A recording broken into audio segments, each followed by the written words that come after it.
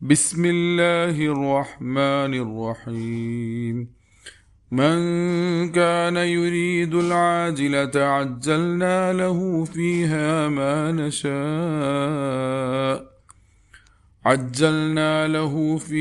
ما نشاء لمن نريد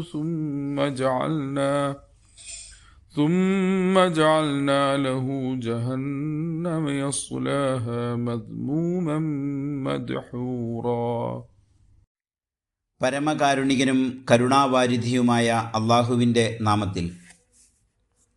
ആരെങ്കിലും പെട്ടെന്ന് കിട്ടുന്ന നേട്ടങ്ങളാണ് കൊതിക്കുന്നതെങ്കിൽ നാം അയാൾക്ക് അതുടനെ തന്നെ നൽകുന്നു, നാം ഇച്ഛിക്കുന്നവർക്ക് നാം ഇച്ഛിക്കുന്ന അളവിൽ.